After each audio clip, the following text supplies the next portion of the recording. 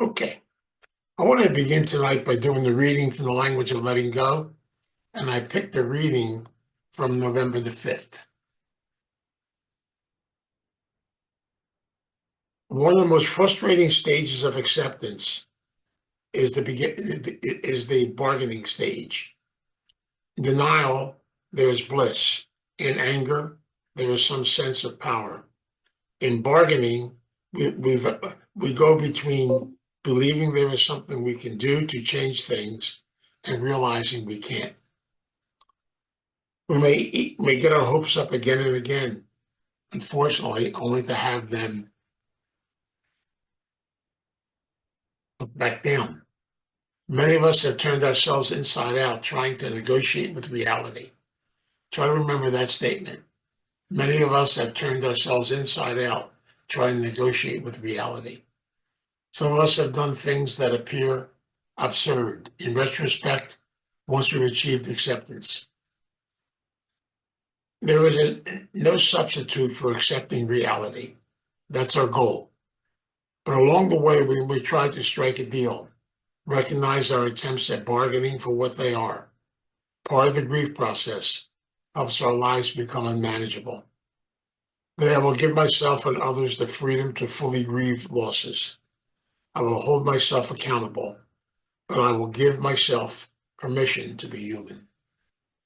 I wanted to read that tonight because I want to spend some time talking about the first three stages of grief: denial, anger, and bargaining. The one thing these three things have in common, they all involve struggle, but also realize something else. All three of these things engage in what I call a battle with something called reality. One of the hardest things for us to do, and I realize it in my own life and everything, is to be able to come to an acceptance of reality. So many times we have a tendency to fight, to battle, to try to avoid, not to have to deal, not to have to feel, not to have to go through different things. But in the bottom line, no matter what it is, sickness, loss, change, we eventually have to come to that point where I'm able to have a sense of acceptance with the reality of what it is. And that goes for ourselves, for our human body, for our emotions, for our feelings, for all the things that go on inside of us. But I want to spend some time talking about these three areas. Denial sometimes gets a bad name. I truly believe that denial has a good side to it as well as a negative side to it. If you stay in it too long, it's negative. But when it comes to the grieving process, many of us go into a state of denial. It simply means I am not ready yet to deal with it. And so denial then becomes almost an asset. It protects me. A lot of people experience trauma, different things that happen to them, things they've gone through in life. And it may be just easy to say to them, why don't you face it? But sometimes I just have to deny it because I'm not ready. And that's a big piece to remember. You have to be ready. And what makes you ready? Time and different things for different folks at different times. You never know when the process is going to go. We see this in relationships a lot of times. And these are why these three things go bouncing forth, back and forth. We may know intellectually that the relationship is over, but then being able to process it and go through it or make changes and make decisions. So many times we have a tendency then to literally fight, battle, and struggle because we're afraid, we're scared. Because to have to face things is not an easy thing to do. And so it's a big part of the process of learning. It's a big part of the process of grieving. I've learned over and over again that these three things, denial, anger, and bargaining, they kind of bounce back and forth and around. See, we get caught up in that concept, especially when it comes to the bargaining stage. We talk about the shouldas, the couldas, the wouldas. If only I had done this, if only I had done that. And yet, so many times we look back on a situation and we think that we really could control it. And so denial is sometimes the way in which we handle it. Coming from an Italian family and looking at my Italian background, whenever we lost someone, someone died in our family, everybody would get together. Half the neighborhood, the people, they'd sit around, you know, and they'd have food and they'd drink and do all kinds of stuff. And all they did was tell stories about the person. It's almost like the person was right there, where they're going to come home in a couple of minutes in the process with it. It's called protection. It's a survival piece. It's a way to have to be able to handle things that literally are having an effect on us as a person. And believe me, it's not easy because literally people can go through funerals, go through different things. They can go through change in their life and never, ever, ever feel it or deal with it. I share on a personal level. I never grieved my father's death until he died when I was 26 years old. I didn't grieve his death until I was in my 40s. For a long period of time, I basically blocked it out. I don't want to feel, I don't want to deal with it. And I said so many things, I got caught up in what a lot of people do in that second stage, in the anger stage. I never knew I was allowed to be angry at my father for dying, which sounds strange, doesn't it? And yet it's okay. It's okay to feel anger. Anger is a good emotion. It's a healthy emotion. It needs to be processed. It needs to be shared. I'll talk more about that in a minute. But I remember now, the anger I had inside of me, I took it out on everybody else. And so I got caught up in a game that many of us play because I don't want to have to face something. I don't want to deal with it. So what do? I play the blame card, blame somebody else. I remember blaming the tobacco company or blaming the government for not coming out ahead of time saying that tobacco was dangerous. My father was in perfect health, beautiful man, never in a hospital. He had one bad habit. Those stogies, those Italian ropes, he used to chew them, and carry them in the side of his mouth all the time when he worked. Ended up getting cancer down his throat and killed him. Of course, I got angry at the tobacco industry. I got angry at people. Why didn't they tell us ahead of time? My father basically, back in the days when he was around and these things were going on, literally, smoking was normal back then. It was in all the movies and different places.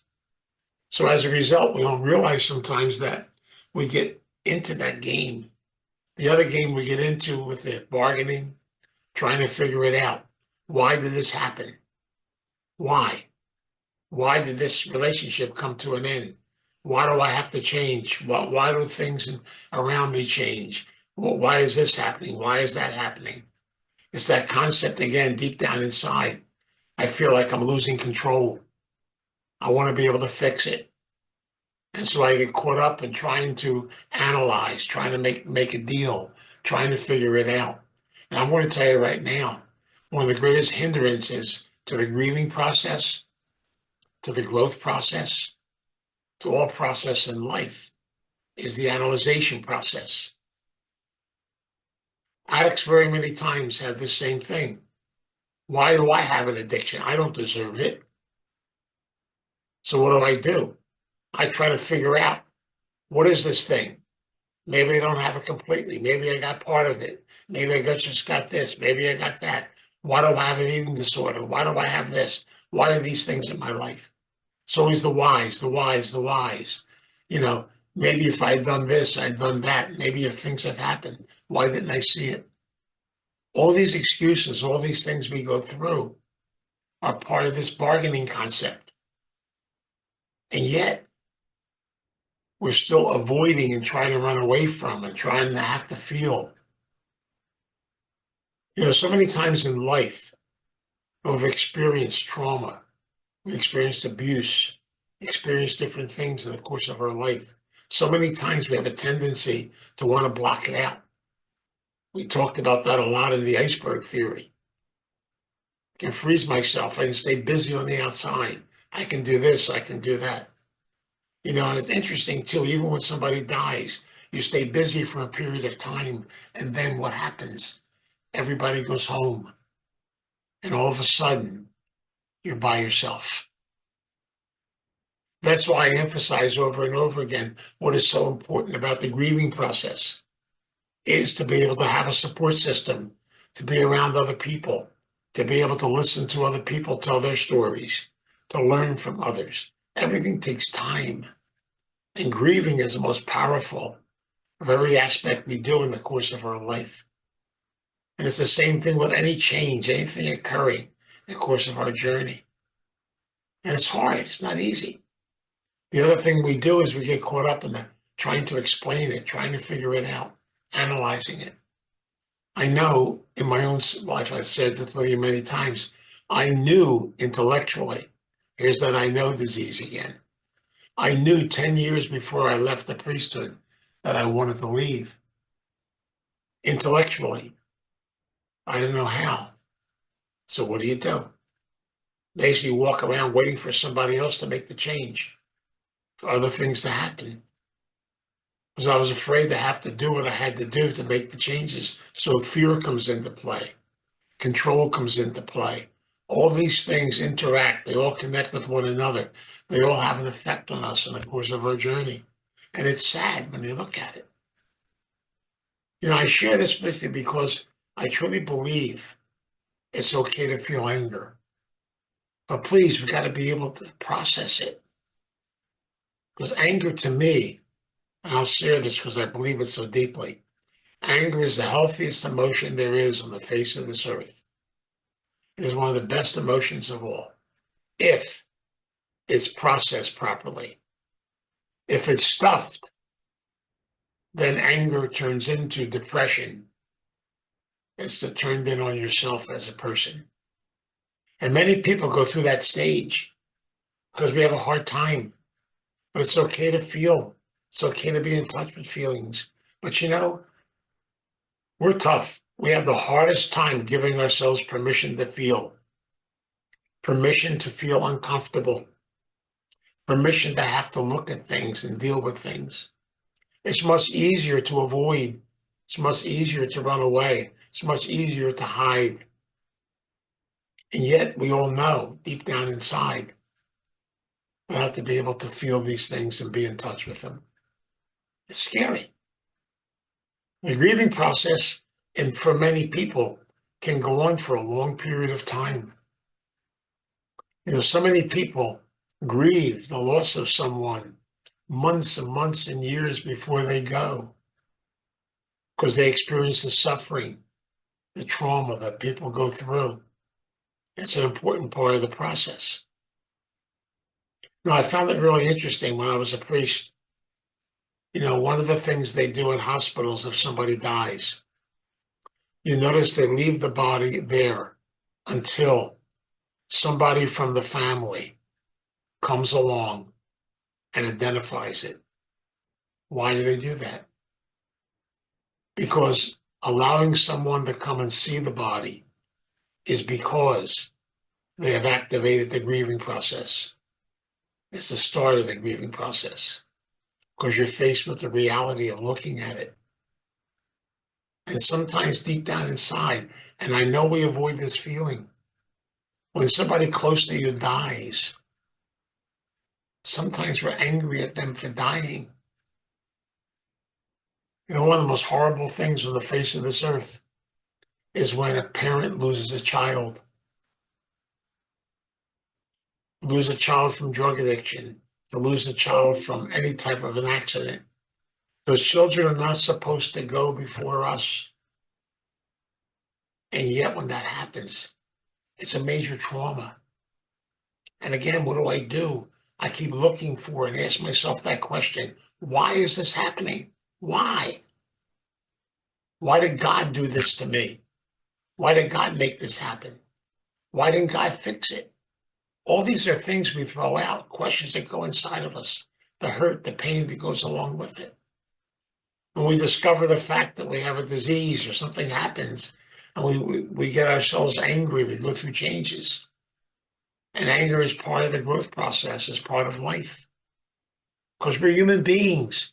We have feelings. And feelings are extremely important. We have to give ourselves permission to be able to feel the feelings. That's an important piece of the growth process that we go through. And yet, sometimes it's not easy.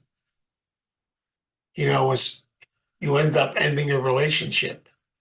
You're angry, even though you might even say in your mind, oh, thank God he's gone. Thank God she's gone. Thank God it's over. But in your mind, I invested years in this relationship. I invested times in it. I'm angry that it didn't work. I'm angry I've got to make changes. I'm angry that I have to leave my job. I'm angry that I have to make changes in the course of my life. It's not easy. A good friend of mine, I'll never forget this, a good example of this, a gentleman who was a big part of Starting Point for a long period of time, really was a very special man. He ended up falling one day and having a brain aneurysm. He was in the hospital for over 3 months. They finally were able to put him back together. But something happened. He had no basic short-term memory. He can remember everything up to the minute of the aneurysm. After that, no memory. And it was sad to watch because his son gave his job up, gave his home up, came to live with him to take care of him. And I would go pick him up. I would go spend time with him. I would go visit him. And he would say to me, as soon as I walked in the door, hi, haven't seen you for a long time. How's it going? And but what we would talk about was, he was the president of our board of directors at one time. So he would tell me all about, well, we have to have a board meeting. We got to work on this. We got to work on that. He went right back into the past. And then if I come see him again the next day, he would say to me, it's good to see you, Vince. I haven't seen you for a long time. It was like Groundhog Day, over and over again. Then he ended up spending a lot of time blaming his son and saying to me, my son took my keys away. He won't let me drive. My son stole my house from me. My son did this. My son did that. There's nothing wrong with me, nothing. We showed him pictures from when he was in the hospital, and he told us that it never happened. He stayed in that denial phase for a long period of time, and also in the anger phase for a long period of time. Because one of the hardest things he ever had to do was have to feel the fact of what was going on. And unfortunately, in his case, he could never move out of these 3 stages because he had no memory to do it. Now, I use that as an example because this is a good example of what happens to many of us when we're going through these stages. We're going through this period of a grieving process. And again, I wish I could tell you today it's like a cookie cutter. You go step 1, 2, 3, 4, 5, and you're out. No. This process for some people can take years. For some people, it's a shorter period of time. For some people, they just have to take it slowly. Because loss is a powerful process. Change is a powerful process. We see this a lot of times in people that are forced into retirement. They've lost their jobs.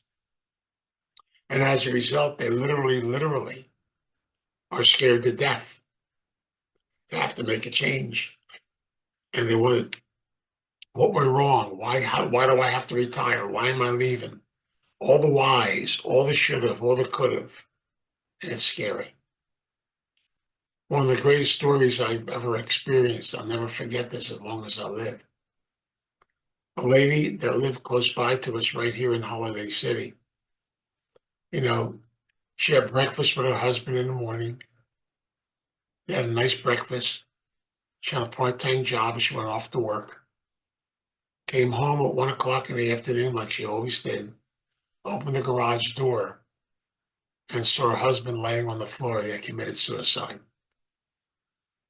I can still remember the scream that came out of her when she saw him. But all of a sudden, we went over, and guess what she was doing? Tidying up the garage, cleaning everything up. People were saying, well, what are you doing? What are you doing? What happened to her when she saw that? She went into a total state of shock. She froze. She couldn't handle it. And so what did she do? Start busying herself with all kinds of busy stuff. People thought, you better get into a psychiatric hospital. What's going on here? But what she was doing, what many people do when they experience that shock, something traumatic. We see this in PTSD very many times in soldiers when they come back from the war and they've seen things that are horrible and they're grieving the stuff they had to go through, what they had to feel, stuff to this effect. And to survive, very many times they block it out till eventually it will catch up to them. It's interesting. When I was the EAP counselor for the Philadelphia Water Department, and we had some cases of domestic violence, and I had to go to the court. Over in Philadelphia, domestic violence court, I met a couple of the attendants there, and they told me a story. They said, Vince, do you realize that 60% of the people that are charged and come in here with domestic violence are usually first-time offenders? And there are people that have kept stuff buried in them for a long period of time. People have gone through something, and then all of a sudden the anger, the rage came out. It may have come out on a wife or on a child or on somebody in the neighborhood. All of a sudden, it comes flying out to the wrong people in the wrong place at the wrong time. They said it's powerful. And now we do understand more and more that they have just kept in like a time bomb till eventually the bomb opened up and eventually they had to feel and go through it. It's not easy. Feeling those feelings is a tough part of life, a big part of life. And yet it's okay. And I know sometimes we have to freeze ourselves for a while. We have to, sometimes we have to be able to stuff that anger. And I really believe that depression comes from stuffing it, but I also need to be able to release it. So I need help. I need direction. I need guidance. I'm a big advocate of groups. The reason why I'm an advocate of them because I've learned this a long time ago in my life. The greatest teachers in my life are people that have gone through stuff. Because when they share their story, I can learn from each and every person's story. And I also realize the fact I'm not alone. That is so powerful and so beautiful. To realize you're not alone. That other people are in this with you. And you'll be able to identify maybe a little bit here, a little bit there, a little bit in this part.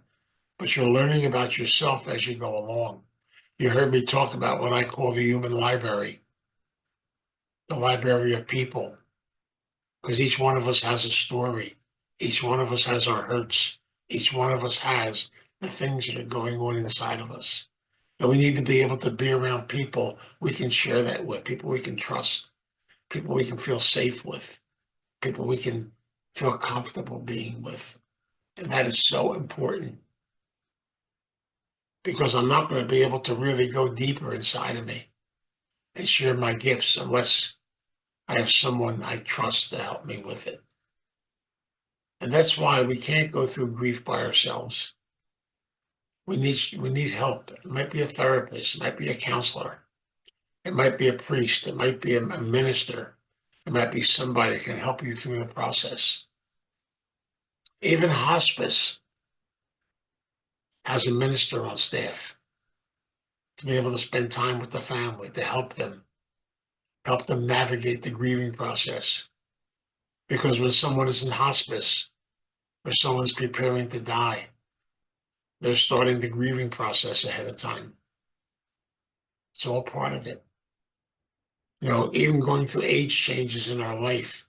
It's nice to be around people that understand it, understand the aches and the pains and the things that we go through. It's okay to see people that are disabled are also going through a grieving process. They've lost their mobility. They've lost things in the course of their life. So again, we're going to go back and we're going to say why. We're going to go through the changes. We're going to go back and forth. This is the period of grieving where a lot of people get stuck for a long period of time. I want to share a story with you to show you what I mean. And this is a story that's very personal to me. It's about one of my relatives. And I have permission to share this story, so I don't mind sharing it. This particular individual, was married to one of my cousins. And my cousin had a very serious sickness of diabetes and a heart condition. And my cousin ended up in the hospital. And she had a very serious heart condition. So the doctors said to her husband, I hate to tell you this, but she's in such serious condition that we're going to lose her because of diabetes, everything else. She was on life support. He said, the only thing, though, there's a slight possibility of a 35 to 40% possibility. We could operate, replace the valves and things in her heart. And there is a possibility she might be able to come through it. But I'm going to tell you right now, I was there when he said it. At the pace she is, she's going to pass away. The operation is a possibility. He got 2 more opinions, and everything came back the same. So finally, he gave them permission to operate. It was one of those situations where the operation was a success, but the patient died. She died on the operating table. And one of the things I found after the funeral,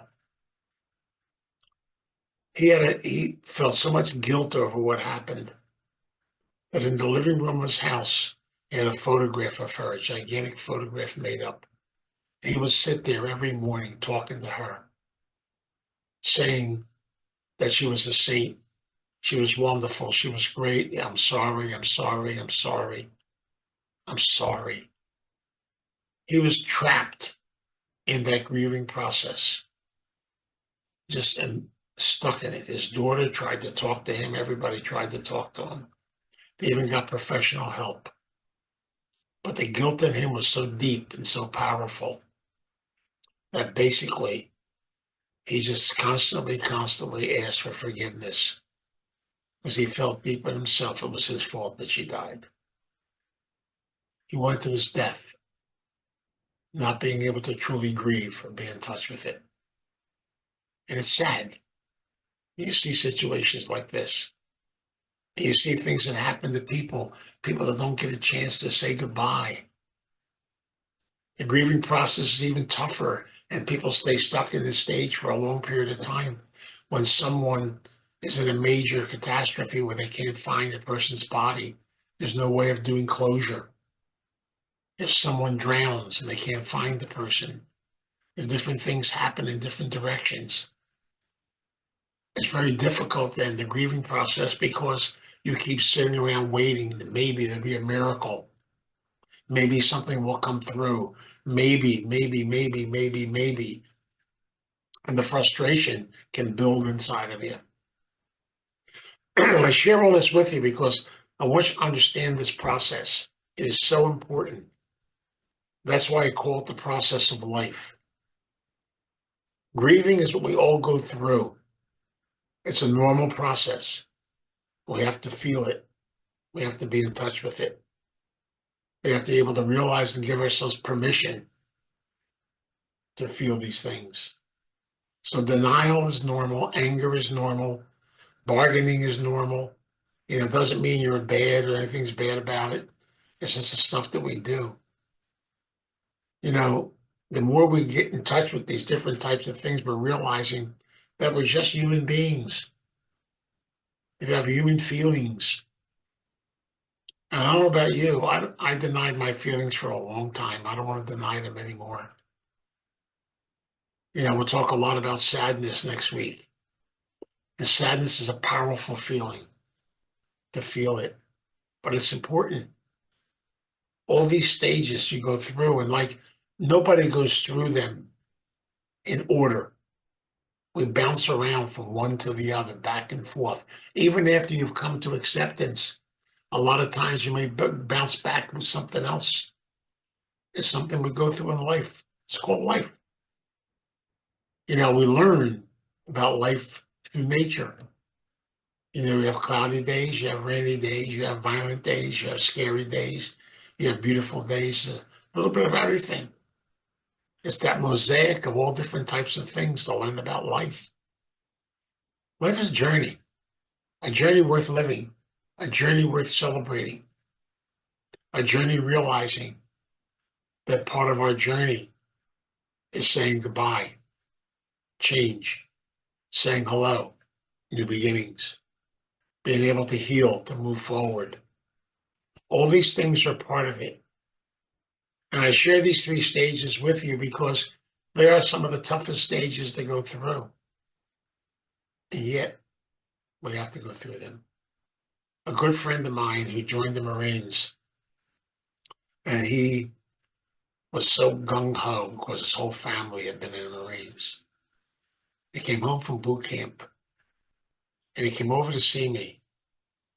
And he said, "Vince, can I talk to you?" I said, "Sure." He said, I went home to my family. Everybody's cheering because I'm now a Marine.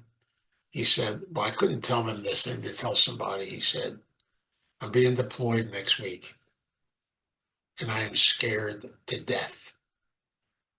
Tears were coming down his eyes. "I can't do this in front of my family, but I have fear inside of me." I said, "Congratulations. It's okay to feel that." And I'm going to tell you something. They may not admit it, but every one of them in that room felt that at one time. It's normal. And I think sometimes when we're going through feelings of change and feelings of growth and feelings of different things, so many times we have a tendency, I don't want to cry, but crying's beautiful, feeling's beautiful.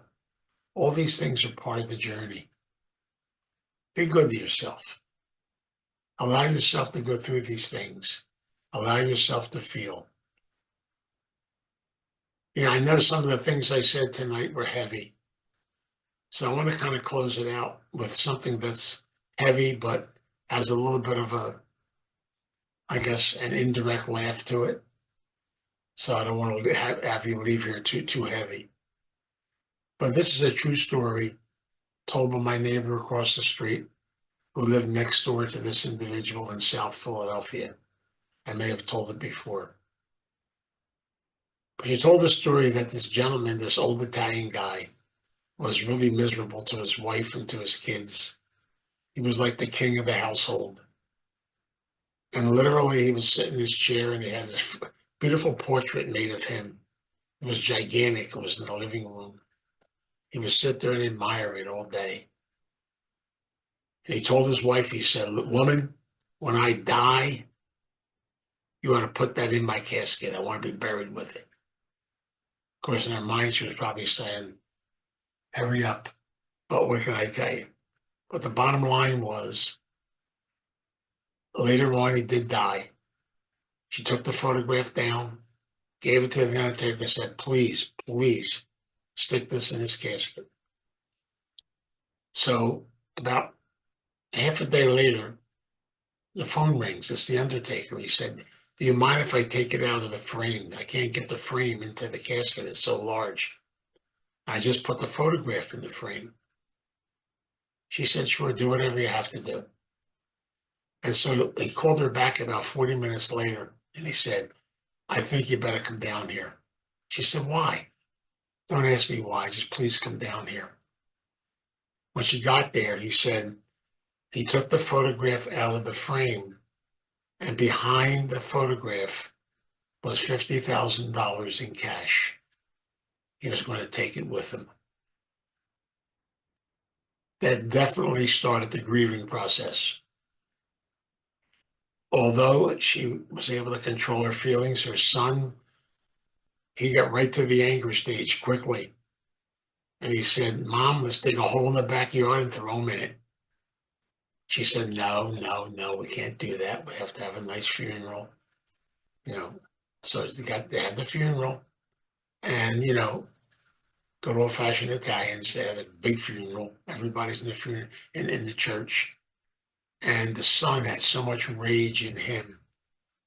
He got one of those knitting needles, went up to the casket and started jabbing his father with it. Rage and anger that came out of him was unbelievable.